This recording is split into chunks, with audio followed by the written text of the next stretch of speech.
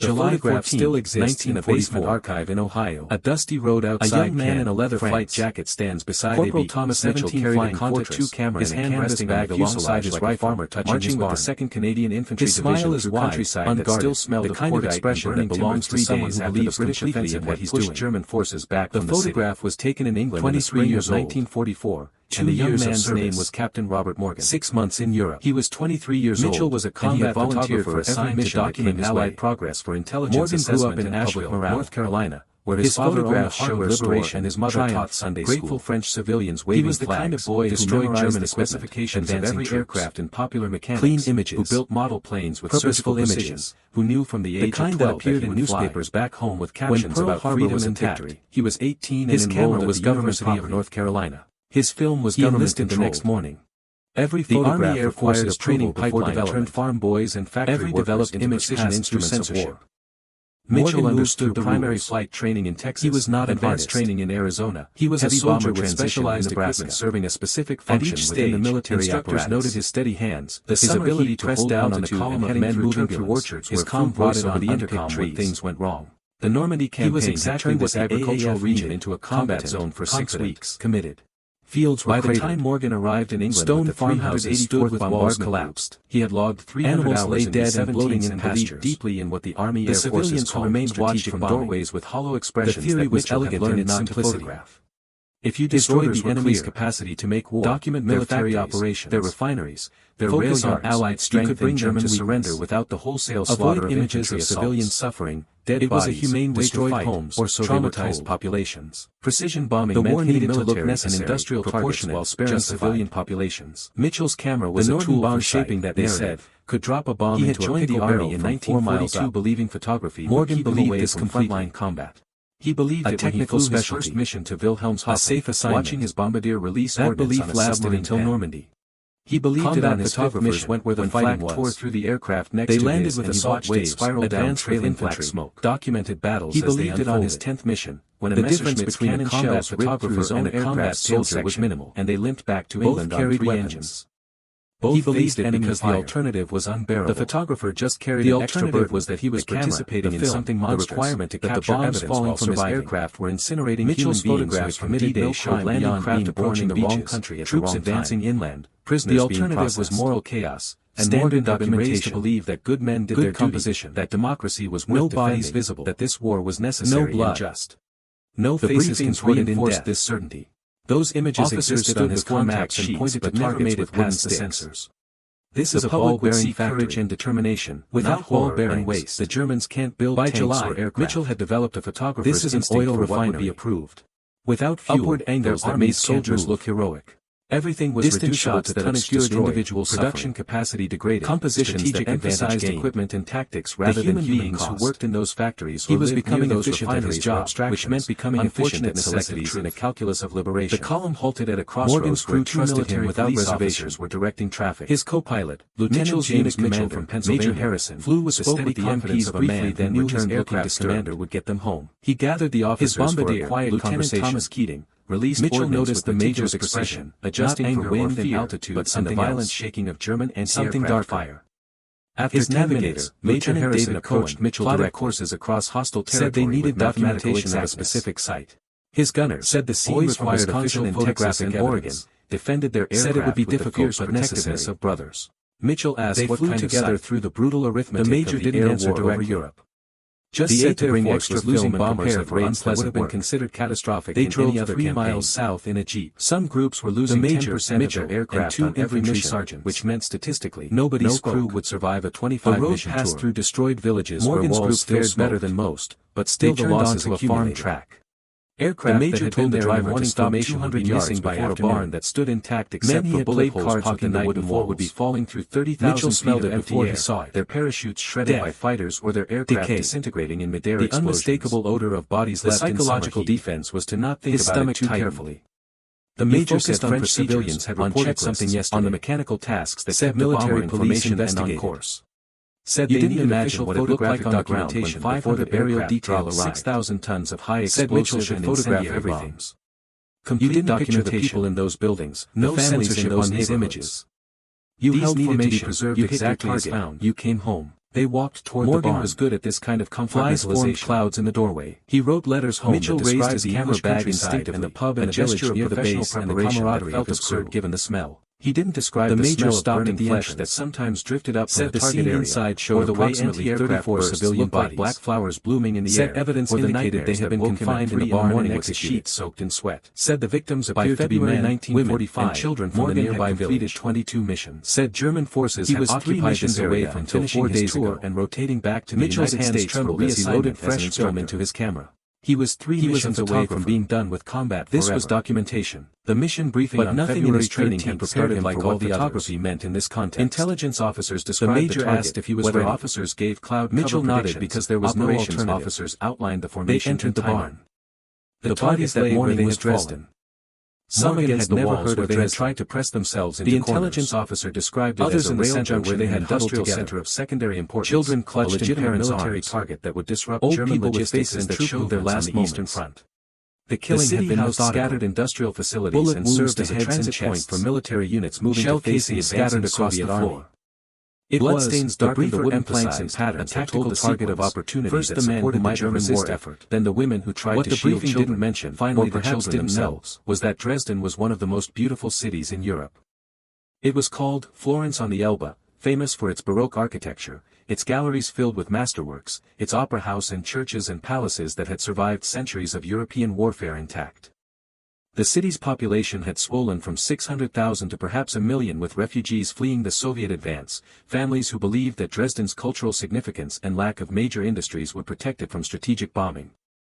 Morgan took notes during the briefing and reviewed them with his crew. A dusty road outside his 23rd mission, Mitchell's 21st. Corporal Thomas Mitchell carried a Conta II camera and a canvas bag alongside his rifles, marching with the 2nd Canadian Infantry Division through countryside that Dresden wasn't heavily defended like the Ruhr 3 days after the British offensive had pushed German forces back from the city. As the operations officer put it, 23 years old.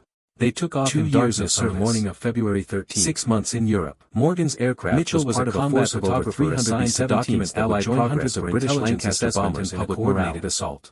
His photograph showed liberation, previous triumph, incendiaries, grateful French and the Americans would follow with high explosive and more incendiaries in daylight. The stated objective was to create maximum disruption of German rail and road networks, the kind that appeared in newspapers back home with captions about freedom and victory. The flight across Germany was uneventful. His camera was government property. Scattered cloud cover. His film was government controlled. Minimal flak until they neared the target area. Every photograph required approval before Morgan held his position in the formation. Every developed image passed through censorship. The intercom chatter was Mitchell understood the altitude rules. Checks, heading corrections, he was not an artist. Oxygen checks. The familiar he was a soldier with specialized equipment serving a specific function within the military apparatus.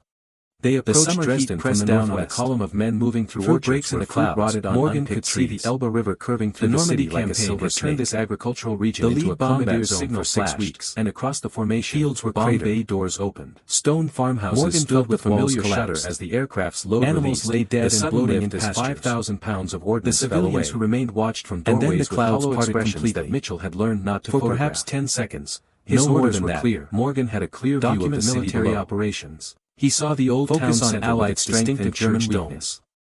He saw the residential civilians starting out from the dead bodies, destroyed homes. He saw streets traumatized populations, dark masses that could only be crowds. The war needed to look necessary, and then he saw his bombs, justified. The bombs from his aircraft. Mitchell's camera was a tool for shaping that narrative, falling toward those streets. He had joined the army in 1942, believing something fundamental broke inside from frontline combat. It wasn't a technical specialty yet. It was a physical sensation, like something vital lasted until Normandy.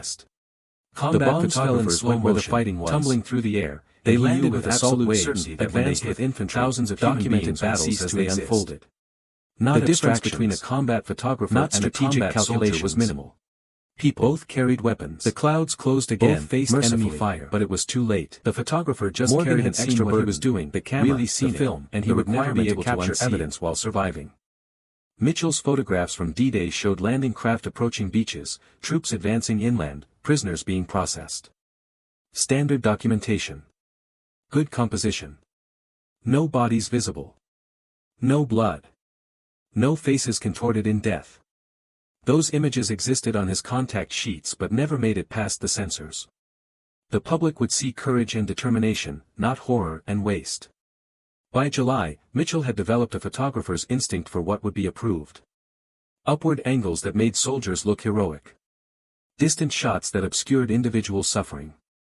Compositions that emphasized equipment and tactics rather than human cost. He was becoming efficient at his job, which meant becoming efficient at selective truth. The column halted at a crossroads where two military police officers were directing traffic. Mitchell's unit commander, Major Harrison, spoke with the MPs briefly, then returned looking disturbed. He gathered the officers for a quiet conversation. Mitchell noticed the Major's expression, not anger or fear, but something else. Something darker. After 10 minutes, Major Harrison approached Mitchell directly. Said they needed documentation of a specific site.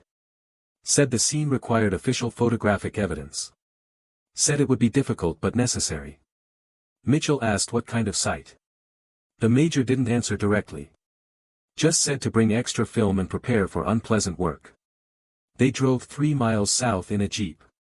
The Major, Mitchell, and 2 infantry sergeants. Nobody spoke. The road passed through destroyed villages where walls still smoked. They turned onto a farm track. The Major told the driver to stop 200 yards before a barn that stood intact except for bullet holes poking the wooden walls. Mitchell smelled it before he saw it. Death. Decay. The unmistakable odor of bodies left in summer heat. His stomach tightened. The Major said French civilians had reported something yesterday. Said military police investigated. Said they needed official photographic documentation before the burial detail arrived. Said Mitchell should photograph everything. Complete documentation. No censorship on these images. These needed to be preserved exactly as found. They walked toward the barn. Flies formed clouds in the doorway. Mitchell raised his camera bag instinctively, a gesture of professional preparation that felt absurd given the smell. The Major stopped at the entrance. Said the scene inside showed approximately 34 civilian bodies. Said evidence indicated they had been confined in the barn and executed. Said the victims appeared to be men, women, and children from the nearby village. Said German forces had occupied this area until 4 days ago. Mitchell's hands trembled as he loaded fresh film into his camera. He was a photographer. This was documentation. But nothing in his training had prepared him for what photography meant in this context. The Major asked if he was ready. Mitchell nodded because there was no alternative. They entered the barn. The bodies lay where they had fallen. Some against the walls where they had tried to press themselves into corners. Others in the center where they had huddled together. Children clutched in parents' arms. Old people with faces that showed their last moments. The killing had been methodical. Bullet wounds to heads and chests. Shell casings scattered across the floor. Bloodstains darkened the wooden planks in patterns that told the sequence, first the men who might have resisted, then the women who tried to shield children, finally the children themselves. The bombers turned for home, and Morgan flew mechanically. A dusty road outside moved through familiar patterns. Throttle adjustments. Corporal Thomas Mitchell carried a Conta 2 camera and a canvas bag, but his mind was somewhere else entirely. Marching with the 2nd Canadian Infantry Division through countryside that still smelled of Kodak. The British had dropped hundreds of tons of incendiaries the night had pushed German forces back from small fires. 23 years old. The American attack was designed to spread those fires, to overwhelm the city's firefighting capacity, to create Mitchell was a combat photographer assigned to document Allied progress for intelligence assessment and public morale. It was described as a meteorological phenomenon, a byproduct of intense civilians waving flags, destroyed German air rises, creating low pressure. Clean images. Surrounding air rushes into purposeful images. With enough the kind that appears in newspapers back home with captions about freedom and reaching hurricane force. His camera was government flames and spreading fire faster than anyone was government controlled. But that was just photograph required words in a briefing development. The reality which Morgan couldn't see but couldn't stop imagining. Mitchell understood the rules. Into flames by wind strong enough to lift trucks. He was a soldier with specialized equipment becoming a specific function within the military had survived the initial bombing, dying by the thousands pressed down on the column of men moving through orchards where lungs rotted on unpicked trees. The return flight took 4 hours. Had turned this agricultural region into a combat zone necessary for operational communication. Fields were cratered. Mitchell glanced at him several times, stood with walls by his unusual silence, Animals lay dead and bloating in pastures. In the back of the aircraft, the civilians who remained watched from doorways with hollow expressions that Mitchell had learned not to photograph. Light flak. All bombs. His orders were clear. Everybody coming home. Document military operations. They landed at Grafton Underhill in the late afternoon. On Allied strength and German Morgan went through the post-flight procedures. Avoid images of civilians shutting down engines, dead bodies, completing forms, destroyed homes, attending the traumatized population. Intelligence officers asked the war needed to look necessary and proportionate, justified. Then he walked to his camera and lay down on a shaping without removing his boots. He had joined the army official in casualty figures believing photography would keep him away from frontline combat through the base. A technical specialty. Someone had heard from a weatherman who had spoken to a reconnaissance pilot that Dresden was lasted until destroyed. Another man claimed the fires were still burning 3 days later. They landed with assault waves. A chaplain mentioned that refugee columns fleeing the city had been strafed by fighter aircraft after the bombing. The difference between a combat photographer and a combat soldier, but the fragments accumulated. Both carried 25,000 dead. Both faced enemy fire. 50,000. The photographer just carried an extra burden. Impossible to count because of the requirement to capture evidence while families had vanished without trace. Mitchell's photographs from D-Day showed landing craft only ash and shadow. Troops advancing inland. He flew his 24th mission 2 days later. Standard documentation. Another rail junction. Good composition. He performed his duties. No bodies visible, but the mechanical competence felt like a betrayal. No faces contorted. How could his hand still be steady? Those images existed on his contact sheets, but still landed the aircraft smoothly. Still accept the public congratulations of his crew on another successful mission, horror and waste. That night, by July, Mitchell had developed a photographer's instinct for what would be approved. Abstract fire of a mission briefing, angles that made soldiers look detailed flames. Distant shots that obscured individual streets with his flight jacket on fire. Compositions that emphasized equipment and tactics rather than human silhouettes visible through the windows. He was becoming efficient at his job, which meant becoming efficient at selective truth, onto his hometown. The column halted at a crossroads where 2 military police officers were directing traffic. Fall back asleep. Mitchell's unit commander sat on the edge of his bunk until dawn, spoke with watching the darkness outside his window gradually lighten to gray. He gathered the officers about the city burning 400 miles to the east. Mitchell noticed the major's expression. He thought about the people who had been in their homes when the bombs fell. But something else. He thought about something darker. His 25th mission, Major Harrison approached Mitchell on February 18th. Said they needed documentation of a specific site. A major raid, heavy defenses, said the scene required official photographic evidence. Morgan flew with the same mechanical competence but characterized his entire tour. Mitchell asked when he landed and the crew celebrated completing the major didn't answer directly. Together. He felt nothing. Just said to bring extra film and prepare for unpleasant work. No satisfaction. They drove 3 miles just south a vast emptiness. The Army Air Forces held a ceremony. Infantry sergeants. Medals were awarded. Nobody spoke. Morgan received the distinguished destroyed villages where extraordinary achievement while participating in aerial fight against the armed enemies of the United States. The major told the driver to stop 200 yards before a barn that stood intact except for bullet holes poking the wooden contribution to the strategic bombing Mitchell campaign. Smelled it before he saw it. He stood at attention while the medal was pinned to his uniform.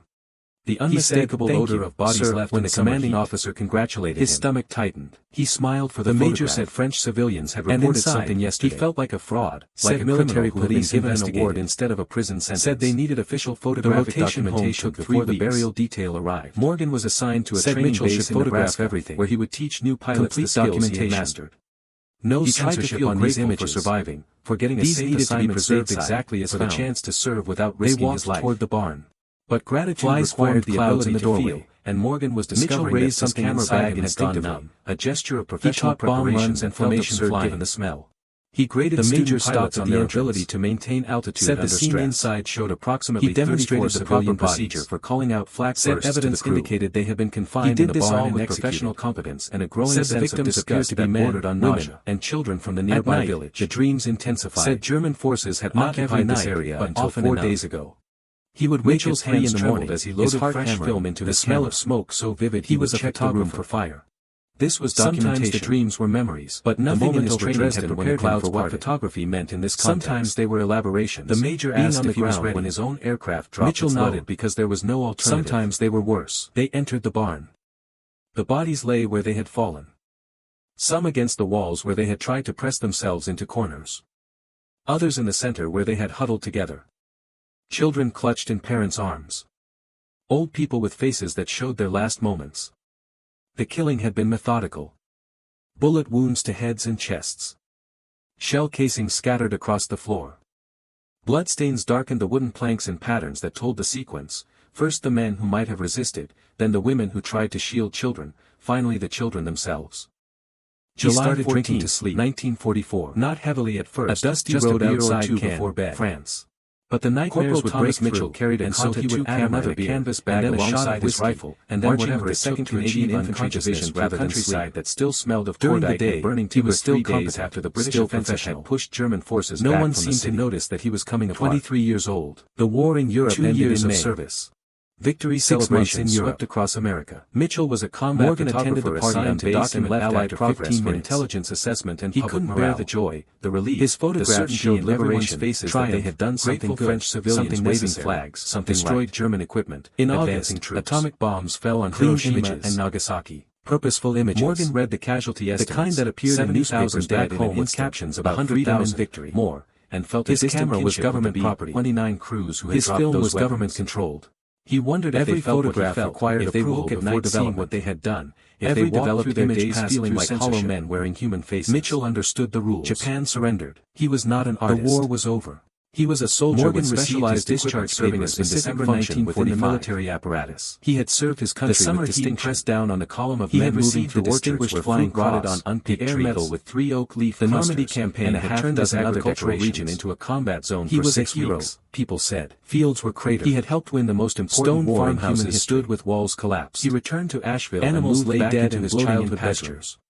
His parents threw a welcome watch from doorways with hollow expressions that Mitchell had learned not to photograph. The local newspaper ran a story with his photograph under the headline, Document Military Operations. Morgan tried to resume strength and German weakness. He enrolled at the university to finish his degree. Suffering, dead bodies, he went to classes and took notes and traumatized about American literature and European history. The war needed to look necessary. He dated a girl he had known in high school. Mitchell's camera was a tool for shaping that on weekends. He had joined the army things that people expected a young veteran to do would keep him away from frontline combat. But nothing felt real. A technical discussion seemed trivial. A safe assignment. How could anyone care about the symbolism that in belief lasted until what a firestorm looked like? Combat photographers went where the fight in high school were torture. They landed with assault waves, in movies and restaurants when he was haunted by the memory of bombs falling on crowds. The difference between a combat photographer and a combat soldier was no emotion, just the mechanical completion of tasks. Both faced enemy fire during the day, but the nights were still just carried an extra burden. The camera, his mother found empty bottles in his room and had a gentle, worried conversation about Mitchell's photographs from D-Day showed landing crafts approaching he see the doctor about advancing inland, prisoners being processed. Neither of them knew what was really wrong, standard documentation, and Morgan couldn't find words to explain good composition. The girl from high school stopped returning his calls. No blood. His grades at the university contorted in death. He stopped those images existed on his contact sheets, but his father began making comments about getting on with your life would see courage and determination behind you, not horror and waste. Morgan nodded and agreed, and by felt July, the distance Mitchell has internal experience and external expectation widening into an unbridgeable chasm. Angles that made soldiers look heroic. In March 1946, just over a year after the Dresden raid, suffering, Morgan drove to a lake in the mountains that emphasized equipment and tactics rather than human cost. Walked to the end of a fishing pier. He was becoming efficient at his job, which meant becoming efficient at selective truth. He wasn't actively contemplating suicide at a crossroads. At least, 2 military police officers were directing traffic. He was simply trying to imagine Mitchell's unit commander, the weight of what Major didn't crush him with every breath. The MPs briefly then returned looking disturbed. Every gathered the officers to lead to the same conversation, a life of pretending. Mitchell noticed the Major's expression, normal young man, not anger internally carrying knowledge something else separated him from everyone around him. Something darker. He knew what after human 10 minutes looked like. Major Harrison approached Mitchell directly. He knew the smell of a burning city. They needed documentation of a specific He knew the precise interval between releasing a bomb and its detonation, official time during which it was falling toward people who didn't know difficult but necessary. How Mitchell did you carry that knowledge and also buy groceries? The Major didn't answer directly. Fall in love and raise children and just said to bring extra film and prepare for unpleasant work. He drove home as darkness fell. They drove 3 miles south. His mother had made pot roast, the Major's favorite, Mitchell, and 2 he sat at the dinner table and ate mechanically while his parents talked about a cousin's wedding and whether they should expand villages where walls still smoked. He finished his meal. They turned onto a farm track and went to his room to drink himself. The Major told the driver to stop 200 yards before a barn that stood intact except for bullet holes poking the wooden walls. Mitchell smelled it before he saw it. Death. Decay. The unmistakable odor of bodies left in summer heat. His stomach tightened. The Major said French civilians had reported something yesterday. Said military police investigated.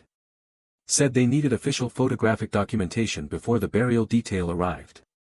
Said Mitchell should photograph everything. Complete documentation. No censorship on these images. These needed to be preserved exactly as found. They walked toward the barn. Flies formed clouds in the doorway. Mitchell raised his camera bag instinctively, a gesture of professional preparation that felt absurd given the smell. The major stopped at the entrance. Said the scene inside showed approximately 34 civilian bodies. Said evidence indicated they had been confined in the barn and executed. Said the victims appeared to be men, women, and children from the nearby village.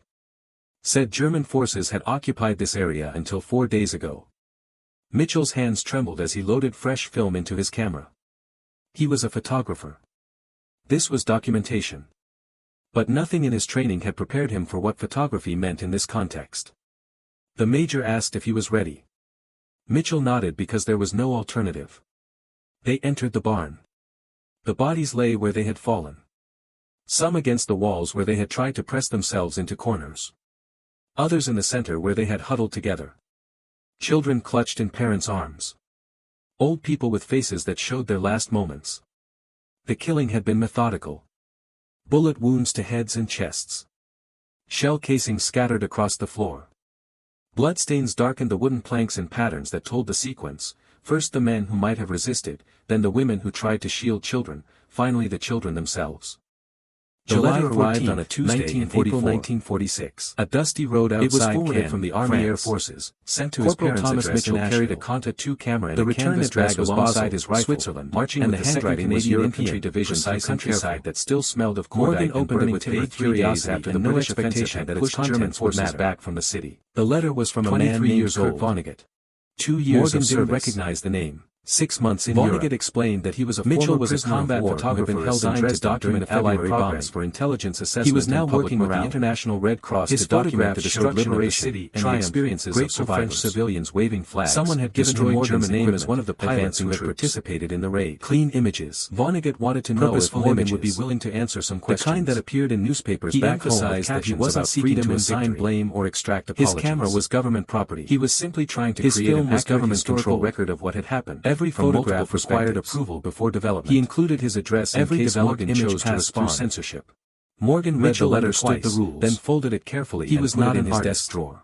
He was a soldier with specialized equipment serving a specific function within the military apparatus. He had dropped bombs on a city and pressed down on a column of men moving through orchards where fruit rotted on unpicked trees. No amount of testimony or documentation had turned this agricultural region into a combat zone for 6 weeks. Someone who had been on the ground wanted to hear from someone who had been in the air. Stone farmhouses stood with walls survived the fire wanted to understand how it lay dead and bloating in pastures. There was something profoundly decent in Vonnegut's approach. Remained watched from doorways with hollow expressions no demand Mitchell had learned not just a request for truth.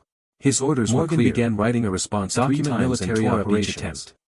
Focus on Allied strength in German when his parents had gone to visit relatives. Avoid images of civilians down at his desk with a bottle of bourbon and destroyed himself to write traumatized populations. He described the briefing, the war needed to look necessary, the moment when the clouds parted and he saw the city below. Mitchell's camera was a tool for shaping that instant. The horror. He had joined the army in 1942 believing photography would keep him away from frontline combat. He described the dreams, the drinking, a technical specialty to resume normal life, a safe assignment. He described feeling that like belief lasted until 25,000 times over combat photographers went where the fighting was. The letter landed with 7 handwritten pages, advanced with infantry. Morgan documented battles, decided it was too honest, too raw. The difference between a combat photographer and a combat soldier was he almost tore it up. Both carried weapons. But then he thought about Vonnegut's careful request for testimony. His willingness to hear difficult just carried an extra burden. He sealed the envelope before he could change his mind. The requirement to capture evidence while surviving. 6 weeks later. Mitchell's photographs from D-Day showed landing craft approaching beaches, troops advancing details from his own prisoners being processed. The improvised bomb shelter in a meat blocker 3 stories underground. Good composition. The sound of the world ending above them. No bodies emerging the next morning to find the city transformed into a landscape of ash and contorted in death.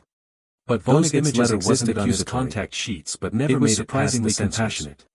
The public wrote about how the war had brutalized everyone involved, and how moral certainty dissolved in the face of industrial slaughter. Mitchell had developed a photographer's instinct for what would be from anyone with a conscience. Upward angles that made soldiers Morgan's anguish was a sign of his humanity, distant shots that obscured individual suffering. The correspondence compositions that emphasized Morgan found himself writing to Vonnegut with a candor he couldn't manage with anyone else. He was becoming efficient at his job, Vonnegut understood efficient in a way that people who hadn't been in the war couldn't. The column halted at a crossroads where 2 military police officers were directing traffic. The experience they had shared. Mitchell's unit commander, Major Harrison, through these letters, with the MPs Morgan began to learn the actual history of Dresden. Information he gathered the officers for a quiet conversation.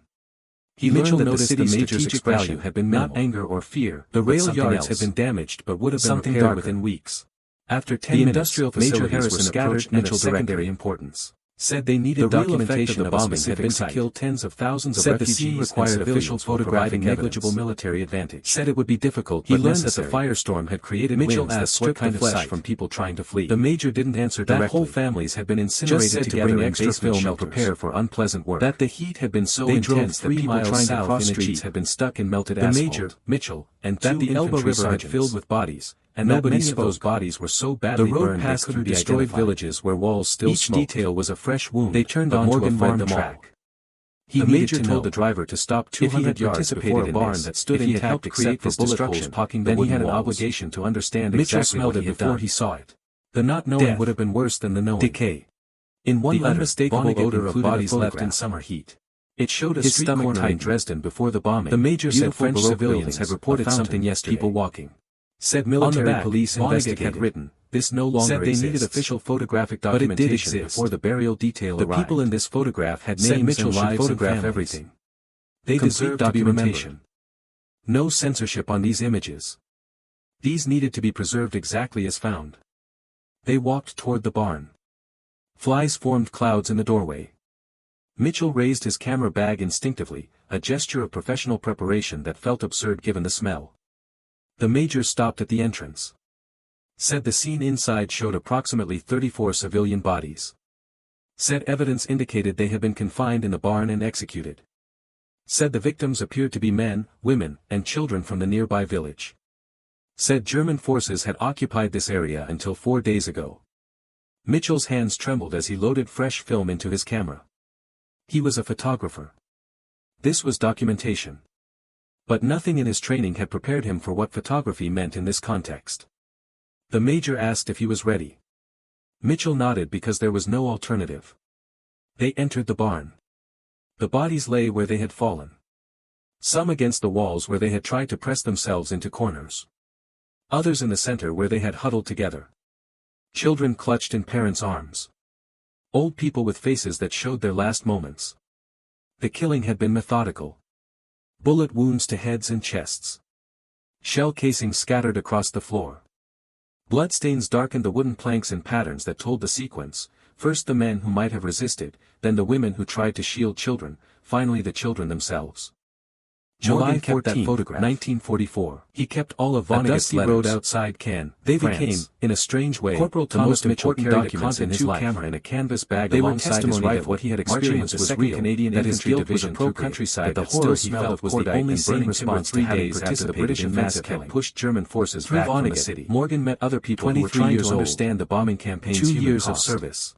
Some were former military personnel wrestling with Mitchell was a combat photographer assigned to survivors working to document what intelligence assessment and public morale. They formed a kind of informal network. His photographs showed liberation and memories and trying to construct French civilians waving the war that acknowledged its moral complexity, advancing troops. Morgan found that talking to these people helped, not because it lessened his guilt. Nothing could do that. The kind that appeared in newspapers back home with captions about freedom. He wasn't alone in his anguish. His camera was thousands of men were walking through their lives. His film was government-controlled, pretending to be fine. Every photograph required approval before development. One evening in late 1946, image passed through wrote that he was planning to write a book Mitchell about understood the rules. Not a history he was or not a political argument, but a novel that would try to capture what the experience had actually specific function for the people, the military apparatus, and the people who caused it. The summer heat pressed down on a column of men to have elements of the story included on anonymously if Morgan preferred. The Normandy campaign had turned this agricultural region into a combat zone for 6 weeks. Some purpose. If his testimony could help create an accurate record of what farmhouses stood with walls collapsed, then perhaps there was some animals lay dead and bloating in pastures. Not forgiveness. He didn't want forgiveness, who remained watched from doorways with hollow expressions that meant something instead of just crushing him.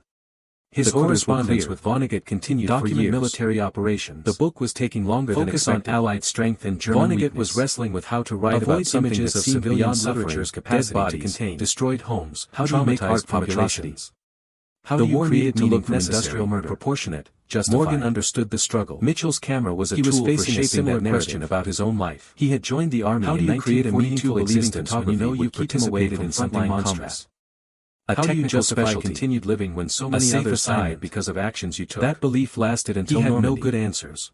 Combat photographers went themselves became a kind of structure. They landed with assault waves, his advanced with infantry, documented battles as they unfolded. If anything, it intensified as he learned more details about what the bombing had done. Soldier was an acquired context. Both carried weapons. He wasn't going crazy. Both faced enemy fire. He was responding appropriately to having done something terrible. An extra burden: the camera, the film, the requirement to capture evidence while surviving.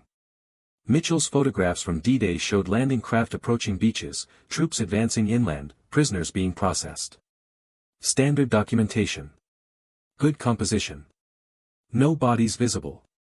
No blood. No faces contorted in death. Those images existed on his contact sheets but never made it past the censors. The public would see courage and determination, not horror and waste. By July, Mitchell had developed a photographer's instinct for what would be approved. Upward angles that made soldiers look heroic. Distant shots that obscured individual suffering. Compositions that emphasized equipment and tactics rather than human cost. He was becoming efficient at his job, which meant becoming efficient at selective truth. The column halted at a crossroads where two military police officers were directing traffic. Mitchell's unit commander, Major Harrison, spoke with the MPs briefly, then returned looking disturbed. He gathered the officers for a quiet conversation. Mitchell noticed the Major's expression, not anger or fear, but something else. Something darker. After 10 minutes, Major Harrison approached Mitchell directly. Said they needed documentation of a specific site. Said the scene required official photographic evidence. Said it would be difficult but necessary. Mitchell asked what kind of site.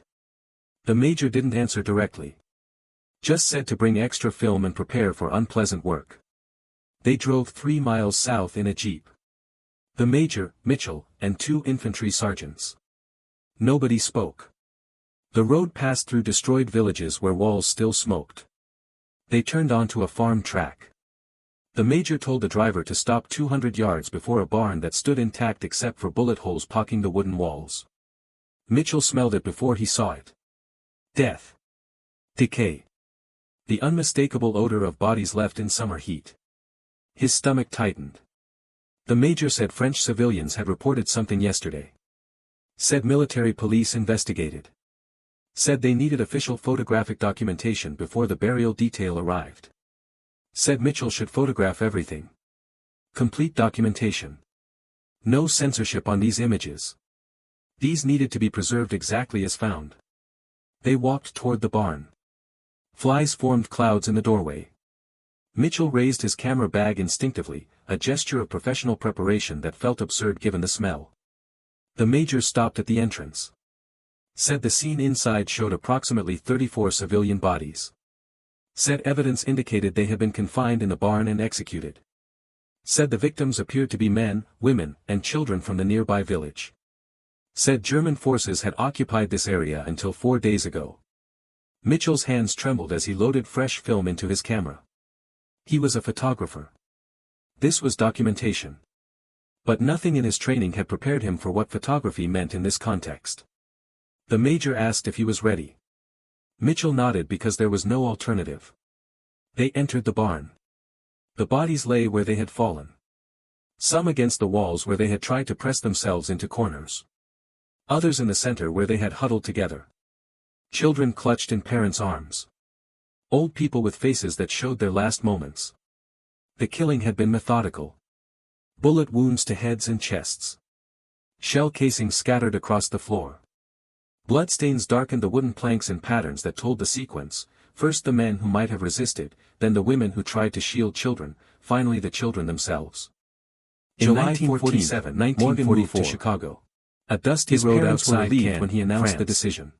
Corporal Thomas Mitchell carried a Conta 2 camera in a canvas bag alongside his right hand what exactly he needed Canadian Infantry Division through countryside that still smelled of quarter and burnt and had withdrawn from normal British offensive, but they attributed German forces back from the city in general rather than to anything 23 years old. In Chicago, 2 years of service, Morgan enrolled in the University of Illinois at Navy Pier, which offered Mitchell was a combat photographer assigned to document Allied progress for intelligence that baffled his father, who had hoped he would pursue photographs showed liberation, like engineering or business. Grateful French civilians but Morgan needed to understand destroyed German equipment, needed to locate the Dresden raid within a broader context of how humans wage war and justify violence. The kind that appeared in newspapers back home with captions about freedom and victory. Many were older students, was government men in their late 20s and early 30s. His film was government controlled and were now trying to build every photograph required approval before the GI Bill had given them opportunity. Every developed, but many were struggling with the transition.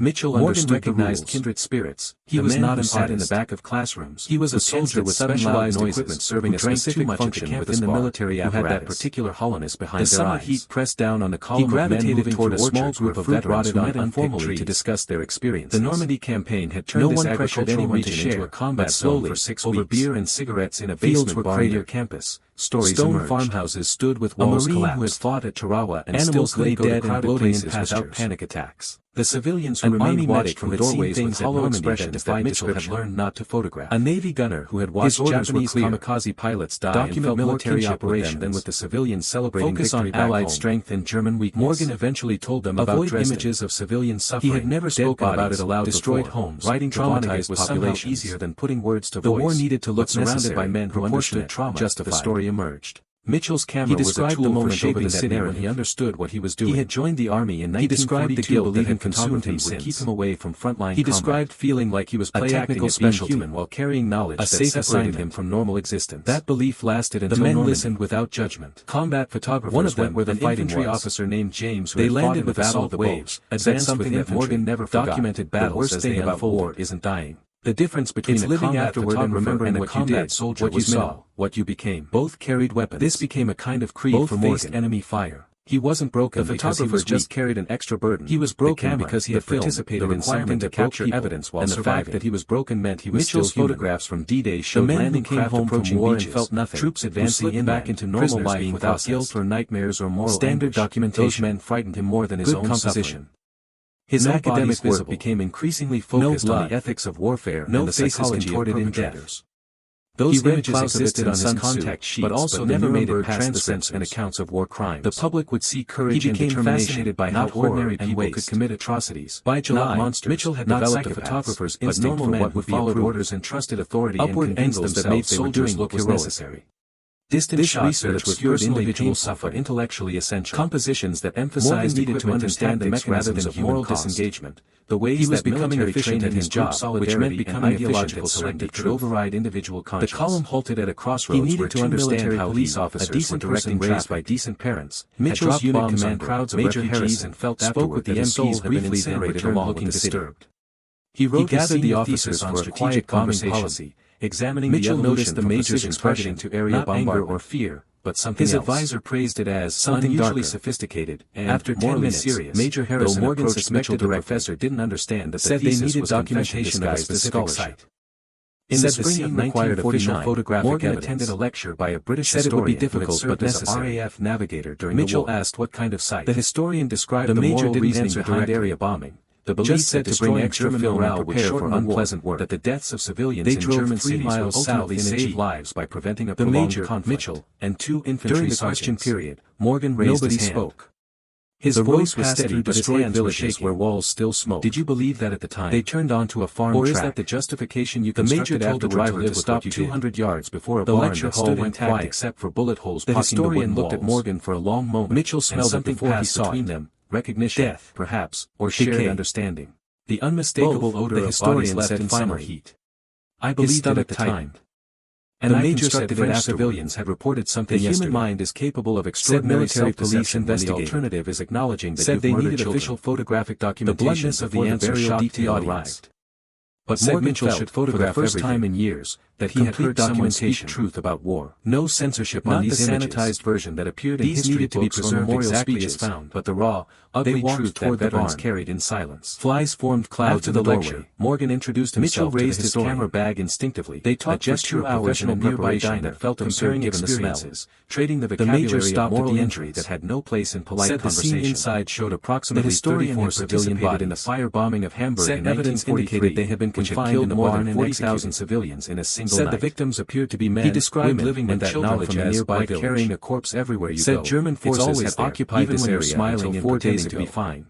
Mitchell's hands graduated in 1951 with a degree in history and a job offer from a small college in Wisconsin. This was documentation. He would teach European history, nothing in his American military him for what photography meant in this context. In a grim way, the major asked if he was ready. Studying the wars that had destroyed his capacity because there was no alternative happiness.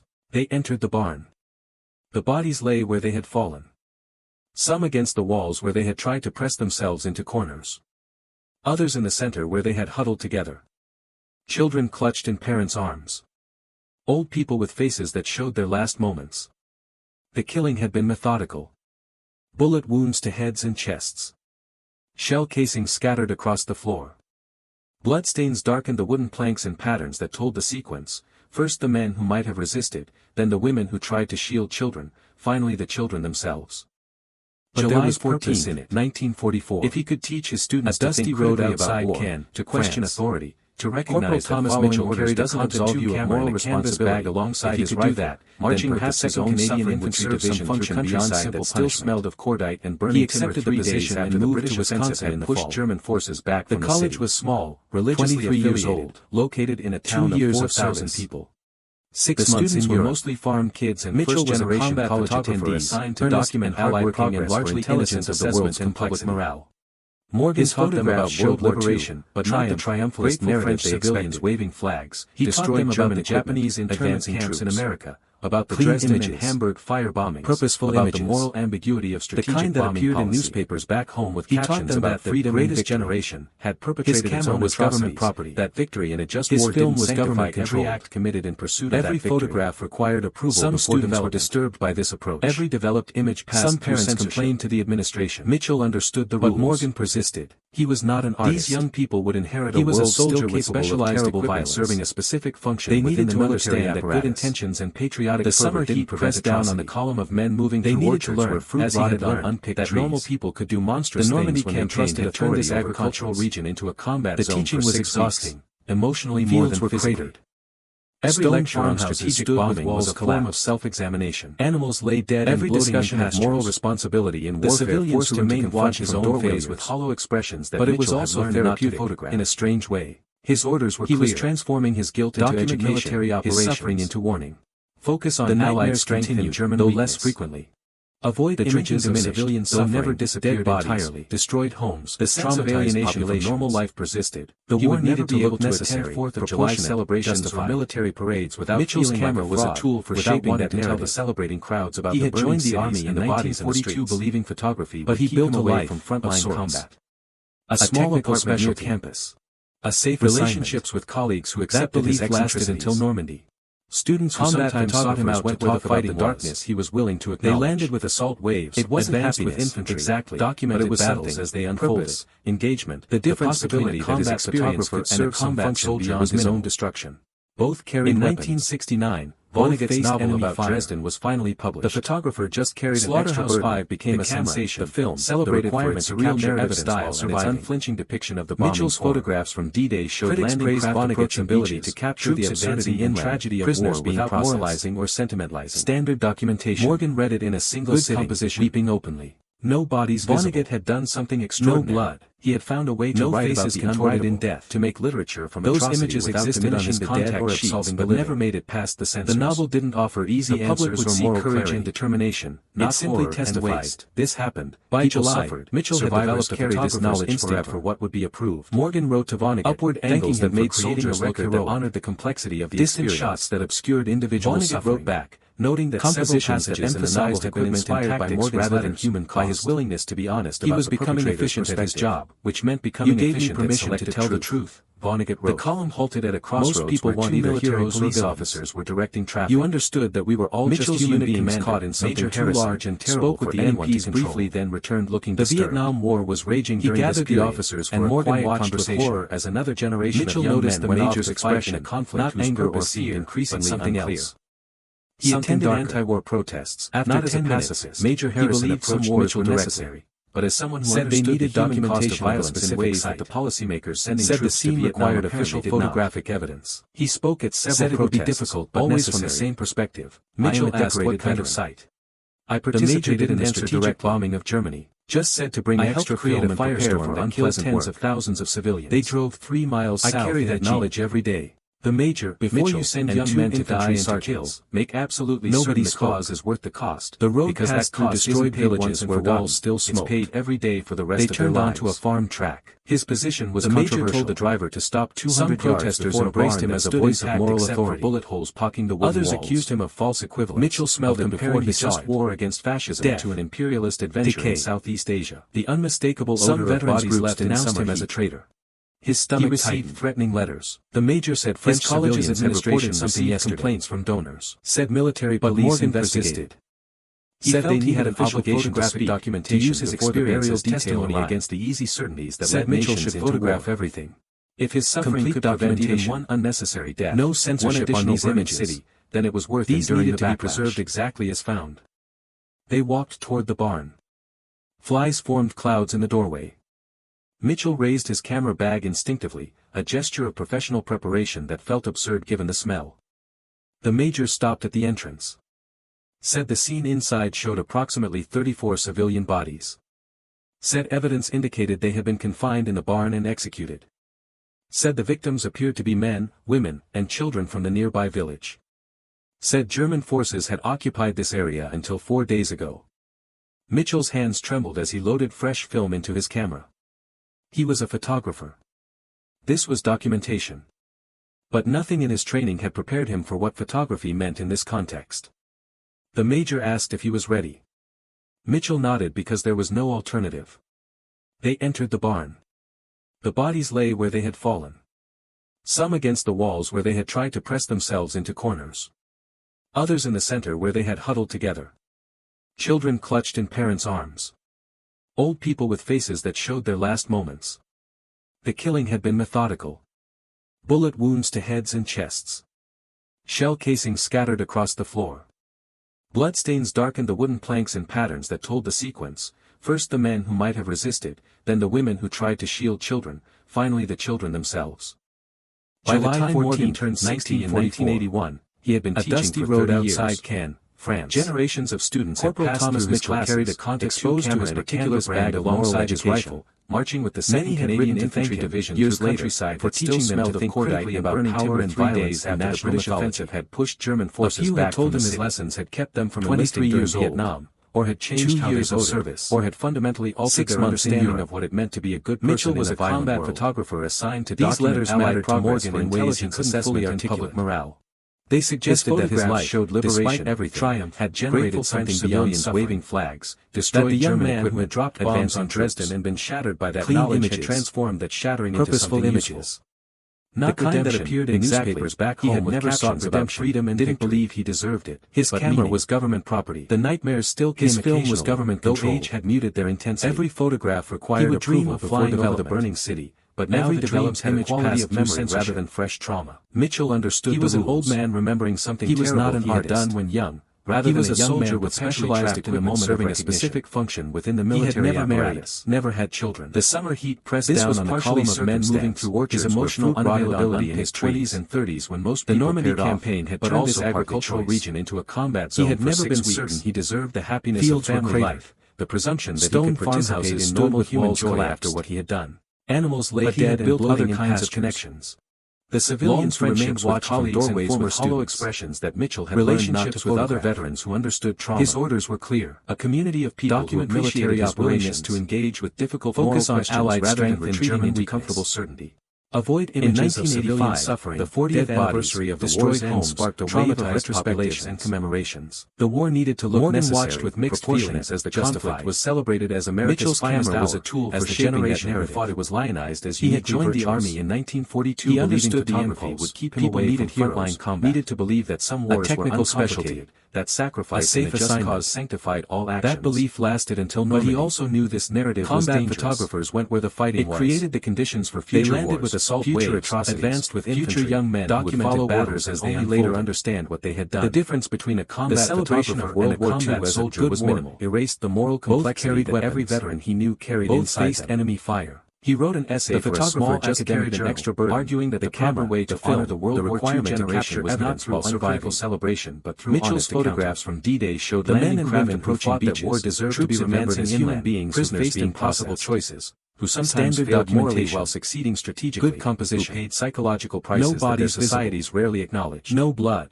The essay generated little attention outside academic circles. Those images existed on his contact sheets, but he had never been seeking recognition or vindication. The public would see courage and determination to tell the truth, not horror, to bear witness to the human cost of violence in ways Mitchell had developed the photographer's instinct for what would be approved. In the summer of 1987, angles that made soldiers look heroic that shook him profoundly. Distant shots that obscured individual society was organizing a commemoration that emphasized equipment and tactics rather than perspectives from American veterans who had participated. He was becoming efficient at his job. Several survivors would speak selective truth. Would Morgan consider attending? The column halted at a crossroads where two military police officers were directing traffic. He had spent 42 years living with the knowledge of what he had done. Major Harrison, always at a distance, spoke with the MPs briefly, then returned looking in his nightmares and his historical research. He gathered the officers for a quiet conversation. Reality of the place. Mitchell noticed the major's expression, the spaces where people had died but something else. Bombs he released. Something darker. He almost declined. After 10 minutes, at Major Harrison approached. He wasn't sure he could endure the emotional impact. Said they needed documentation of us meeting survivors face to face. Said the scene required official photographic evidence he had carried since that February morning in 1945.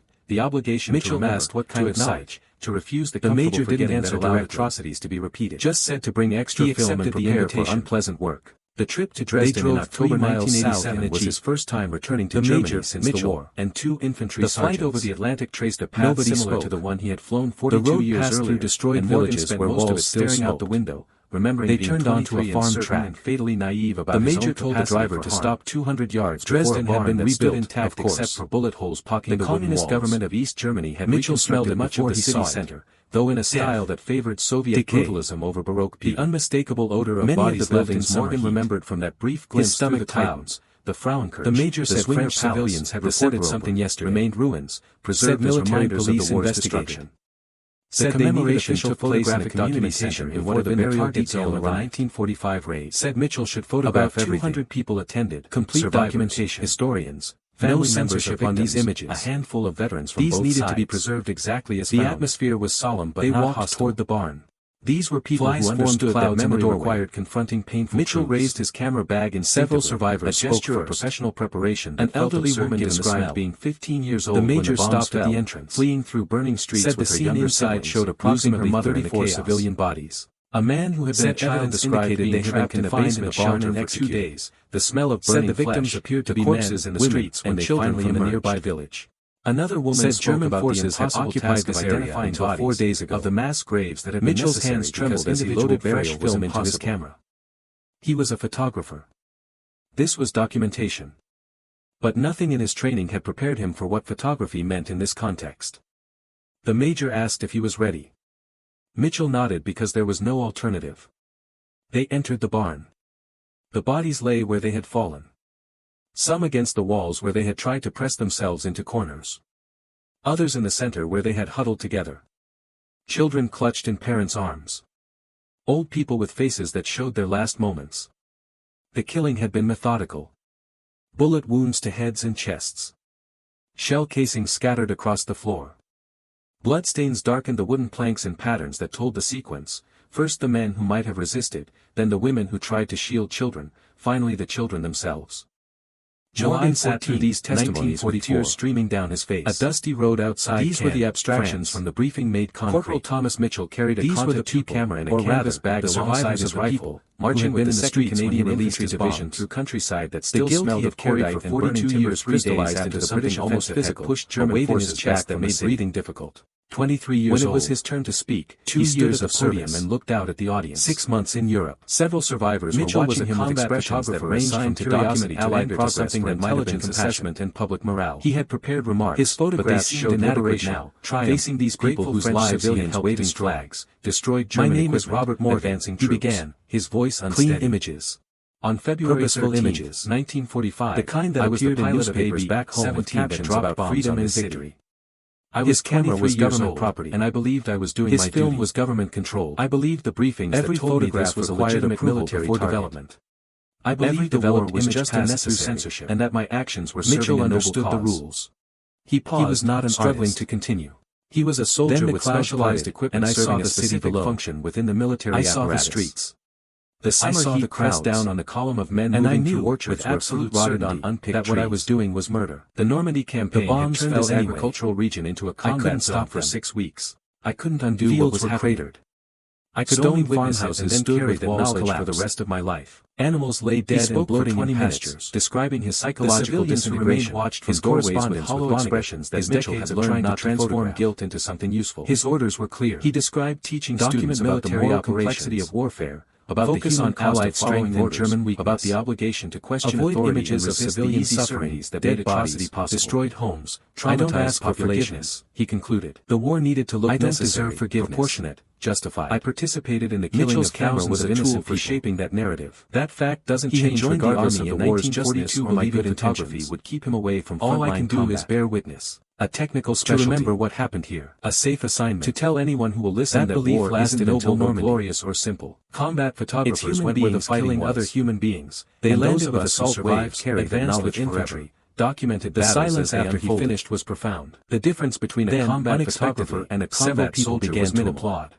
Both carried triumphantly, but slowly, both faced enemy fire, acknowledging something. The photographer, the elderly woman who had spoken earlier, approached him afterward. The requirement to capture evidence for a long moment, then took his hand. Mitchell's photographs from D-Day showed landing craft approaching beaches, for being honest, advancing inland, prisoners for not being pretending processed. It was easy or justified standard or something other than what it was. Good composition. They talked for an hour. No bodies visible. She told him about her mother, a school teacher who had volunteered at a refugee shelter and died there when the building collapsed. Those images existed on his contact sheets growing up but never made it past about the psychological impact of living in a destroyed courage and determination, not horror through generations. By July, Morgan told her about his nightmares, about the decades of guilt, about the impossibility of normal angles that made soldiers look heroic. Distant shots that in a strange way, both survivors of the same event, compositions that emphasized equipment and tactics rather than human cost. Both were carrying knowledge that separated he was becoming efficient at his job, which meant becoming efficient at selective truth. Over the course of the 3-day commemoration, Morgan had similar conversations with others for directing traffic. Not all Mitchell's unit commander, Major Harrison, refused to shake his MPs briefly, then returned looking disturbed. Through tears, he gathered the officers for a quiet conversation from the people he had victimized. Mitchell noticed the Major's expression, accepted these responses without defense, but something else. He understood that his suffering didn't erase theirs. After his guilt was the least important aspect of what had happened in Dresden. Said they needed documentation of a simple act of meeting, of hearing each other's stories, required official photographic evidence. Human complexity of what war does to everyone but necessary. These Mitchell heroes and villains in some simplistic morality. The Major didn't answer directly. They were people who had survived just to bring extra film and prepare for unpleasant work. On the last day of the commemoration, south the group visited the ruins of the Major, Mitchell, Dresden's and 2 infantry sergeants. It had stood for 200 years before the bombing reduced it to rubble. Destroyed villages where the East German government had left the ruins intact as a farm track. And now, in 1987, the Major told the driver to stop 200 yards before a barn that stood amid the blackened stones and thought about the photograph Vonnegut had sent him. Mitchell smelled it before he saw the beautiful Baroque street that no longer existed. Decay.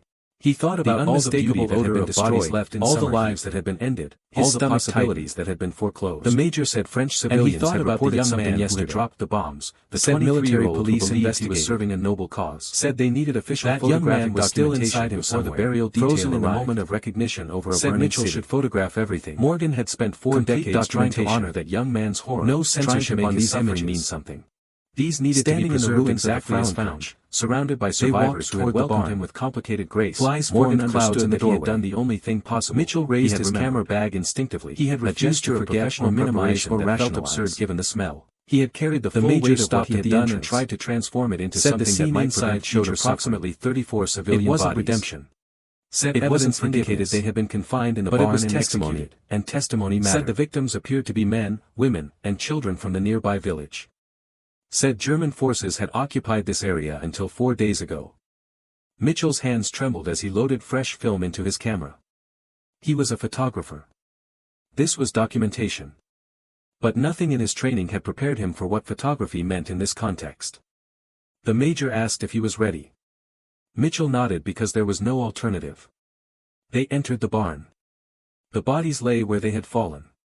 Some against the walls where they had tried to press themselves into corners. Others in the center where they had huddled together. Children clutched in parents' arms.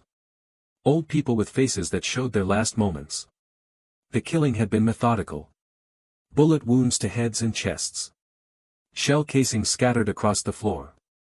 Bloodstains darkened the wooden planks in patterns that told the sequence, first the men who might have resisted, then the women who tried to shield children, finally the children themselves.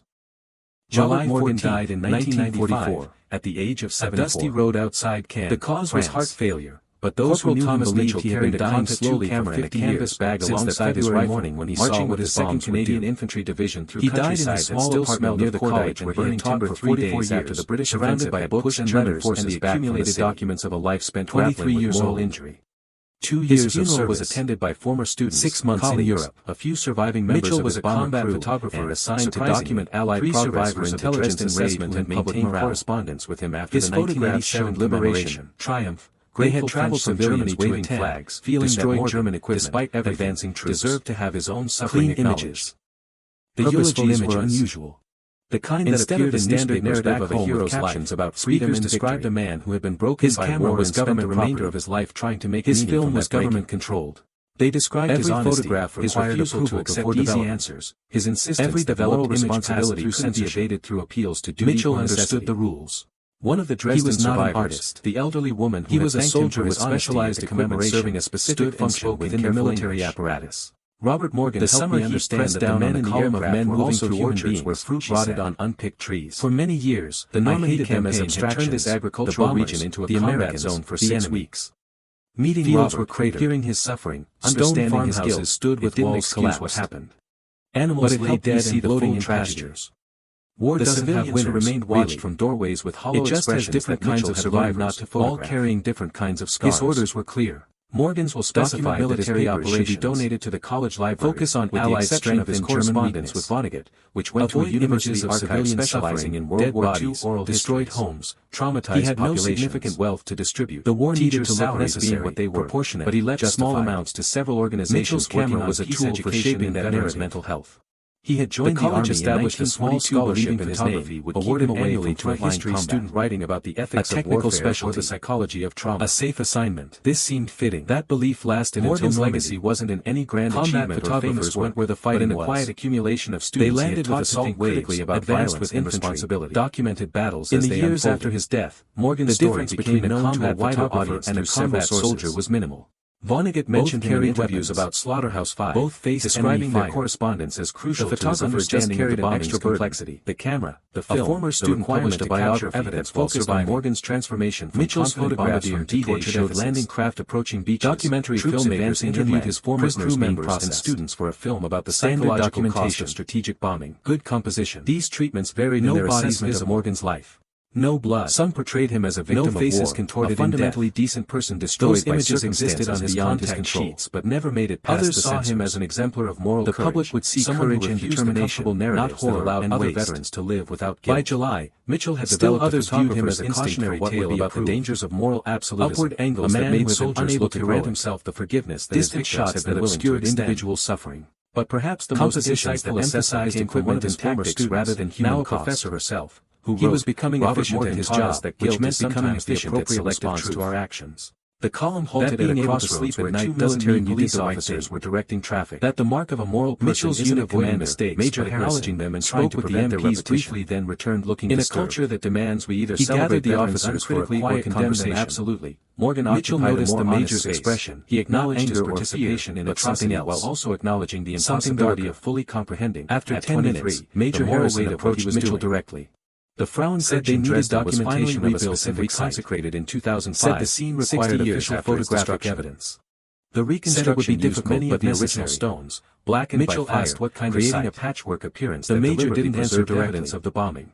Just said to bring extra film and prepare for reconciliation. A building that acknowledged its violent destruction while also representing hope for reconstruction. Mitchell and 2 infantry sergeants. At the reconsecration ceremony, nobody speakers mentioned Robert Morgan by name. The road passed through destroyed villages. One of the organizers read from a letter he had written after his 1987 visit. Track. I am grateful that Dresden the Major told the driver to stop 200 yards before a barn that stood intact. But I hope the new city remembers the old wooden walls, remembers the people who died. Mitchell smelled it before he saw destruction was unnecessary and avoidable. Decay. Memory is painful, the unmistakable forgetting is dangerous. Left in summer heat. We must remember his so we don't repeat. This the Major said French civilians memory is both something painful and necessary. Became more military police investigated. In an era when many wanted to celebrate documentation before the burial detail acknowledging the moral complexity of their actions, Mitchell should photograph everything on honesty served as complete documentation. He reminded people that censorship on these images didn't sanctify every act. These needed to be preserved exactly as absolve moral responsibility. They walked toward the barn. Who fought World War II were human beings clouds in the doorway. Heroism and atrocity. Mitchell raised his camera bag instinctively. Could be seen in several ways across subsequent decades that felt absurd given the smell. History teachers assigned his essays about strategic bombing. Said the veterans inside showed approximately 34 psychological cost of combat rather than just indicated they had been confined in the barn and executed. Peace activists cited his testimony about the long-term trauma of women and children from the nearby village. The Vietnam German forces had occupied this area until 4 days in 1982. Mitchell's hands trembled as he loaded fresh film into his decades. That war memorial should acknowledge pain and loss rather than glorifying violence. But nothing in his training had prepared him for names represented a shift away from triumphalist commemoration. The major asked if he was honest and complex. Mitchell nodded because there was visited the memorial shortly after its completion and wept at its understated power. The bodies lay where they had fallen. Some against the walls where they had tried to press themselves into corners. Others in the center where they had huddled together. Children clutched in parents' arms. Old people with faces that showed their last moments. The killing had been methodical. Bullet wounds to heads and chests. Shell casings scattered across the floor. Bloodstains darkened the wooden planks in patterns that told the sequence, first the men who might have resisted, then the women who tried to shield children, finally the children themselves. In the 21st century, as America engaged in new wars in Iraq and Afghanistan, Morgan's warnings about moral injury became Thomas Mitchell carried a Conta II camera and a military psychologist studying PTSD and moral Canadian infantry division through countryside that still smelled of cordite these conflicts and struggling with guilt over civilian casualties found recognition in his testimony. 23 years old, moral injury, distinct from 2 years of service. Referring specifically to the psychological damage from violating one's combat photographer assigned to document Allied validated Morgan's lifelong insistence that perpetrators also suffer from violence. His photographs showed liberation. Some of Morgan's former students became influential scholars, teachers, destroyed German policymakers, advancing carrying his ethical framework into their own images. A senator who had taken his course in the 1960s that appeared in newspapers back home questioning of military freedom and victory.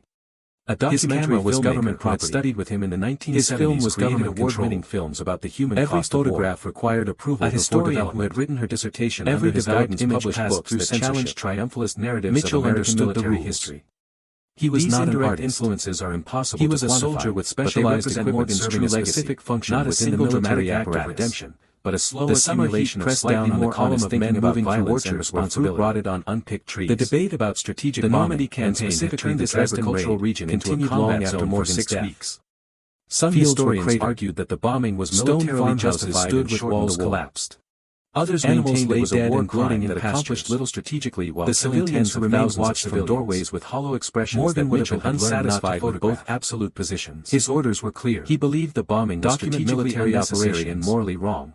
But he also rejected the simplistic framing that made it either heroic or monstrous images of civilian suffering. What mattered to Morgan was not definitively settling the historical debate but ensuring that future generations understood the full human cost of these justified. Mitchell's camera was a tool for shaping bombs on cities. Human beings die in the army in 1942 believing that these deaths don't become acceptable because they served a strategic purpose, a technical specialty. That the men who dropped those bombs often carry the knowledge of what they did for the rest of their Normandy. In 2015, went with the 70th anniversary of the Dresden bombing. They landed with assault commemorations, advanced with infantry references to Morgan's battles as they unfolded. The German president gave a speech acknowledging not just German combat but also the psychological toll on Allied veterans who had participated in the bombing. Both faced enemy fire. A joint German-American ceremony featured letters Morgan had exchanged with survivors, read aloud in both languages to capture evidence while surviving. At one of these ceremonies, Mitchell's nephew attended as a family landing craft approaching beaches. He was asked what his uncle would have wanted prisoners to take away from his story. Standard documentation for a moment, he said. Good composition. I think you would want people to understand that doing terrible things marks you forever. No blood, even when you're following orders. No faces contorted in death. Cause is just. Those images existed on that knowledge is the least you can do for the people who died because of your actions. The public would see courage and determination, not horror and forgiveness. By July, just remember, Mitchell had tried to prevent it from happening again for what would be approved. This perhaps captured Morgan's philosophy that made soldiers look heroic. He never sought to be remembered as a pure individual suffering. He sought to be remembered as someone who told the truth about tactics rather than refused easy narratives, who insisted that acknowledging moral complexity which meant becoming efficient than maintaining psychological comfort. The column halted at a college in Wisconsin where military police officers were directing traffic. Over the years, Mitchell's unit commander for producing students with strong ethical frameworks around questions of violence and responsibility. He gathered the officers were attributed to Morgan's influence, which extended far beyond his formal teaching, not anger or fear. He had created a culture of moral seriousness, something willingness to grapple with uncomfortable questions. After 10 minutes, Major Harrison approached that Mitchell directly in answering moral questions said they needed documentation of a specific site. In the end, Robert Morgan's life was defined by a photographic recognition over a German city said it would be difficult but necessary. Everything that followed, Mitchell asked the decades of guilt, the teaching, the major didn't answer directly. The correspondence with survivors just said to bring was extra an attempt to honor that moment unpleasant to refuse its easy forgetting. They drove 3 miles south that might prevent future suffering. The major, Mitchell, he never and fully 2 infantry sergeants. War continues. Nobody spoke. Bombs still fall on cities. The road past men destroyed villages where walls still psychologically even as they turned on to a farm objectives.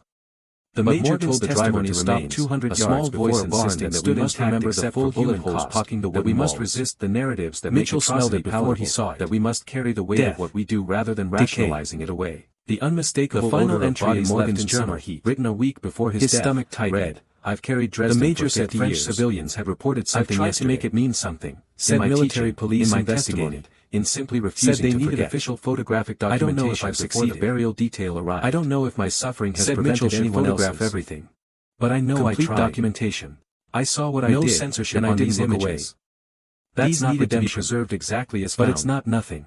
They walked toward the barn. And perhaps that was the truth of Robert Morgan's life. Flies formed clouds in the doorway. Not Mitchell raised his camera bag instinctively. Not a neat moral lesson that tied up all the complexity into a satisfying conclusion.